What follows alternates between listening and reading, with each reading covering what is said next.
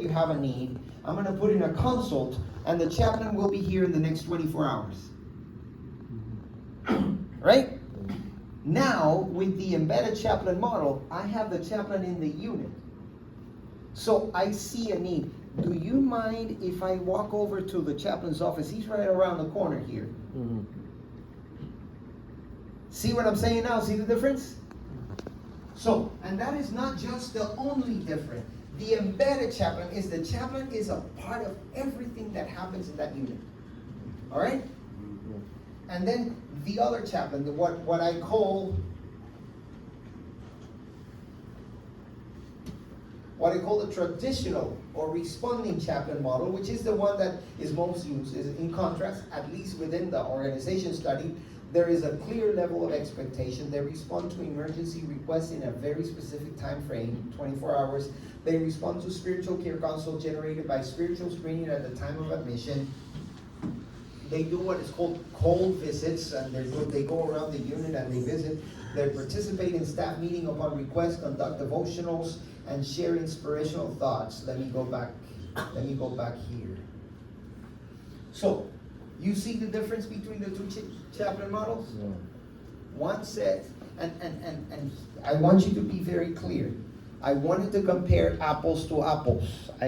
So the two hospitals that I studied two hospitals that had the same patient to chaplain ratio. Okay? The patient to chaplain ratio in the embedded chaplain model were 50 chaplains per 50 patients per chaplain. 50 patients per chaplain. And the other one had 50 patients per chaplain. Oh, so many chaplains. So many chaplains? That is what research has demonstrated that needs to be done. What? One in every 50 patients. Yeah. So in 100. One chaplain worked for every 50 patients. So I was comparing apples to apples. And what I did is in the United States, as a result of what is called the Affordable Care Act, they decided to ask patients through a survey 28 questions. Question number 21 of those 28 questions is the degree to which the hospital staff address your spiritual and emotional needs. And the government of the United States decided if you get anything, they were asking from 1 to 5, a Likert scale, right? From 1 to 5, degree to which the hospital staff address your spiritual and emotional needs. The government decided anything other than a 5 is failure. And because they provide reimbursement, anything other than a 5, there is lower reimbursement. When this thing came live in 2013, Florida Hospital at that time lost $30 million in 1 month. So you know how Adventists get when they lose money. So the scope of the study, we collected data on both sides from August of 2016 to December of 2019. Wow. The embedded chaplain model produced an ANOVA. You know what an ANOVA is? Analysis of variance. Analysis of variance. We show as F by 7.31 equals at 5, where P is less than 0.001. That's what's most important for us. Highlighting that these independent variables really matter in shaping how spiritual care is perceived in that hospital.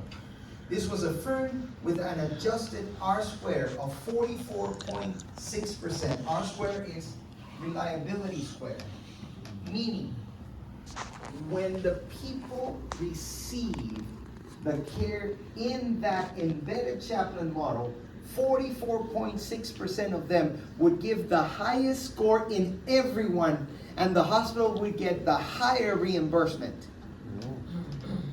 Okay? In the same amount of time at the other hospital, you see that the R square, I'm gonna focus on the R square, is 27.6%.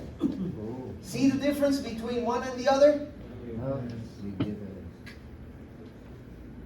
You see the difference? Now, I don't want you to go and say, oh, the traditional chaplain model is bad because it has such a difference. It's not bad.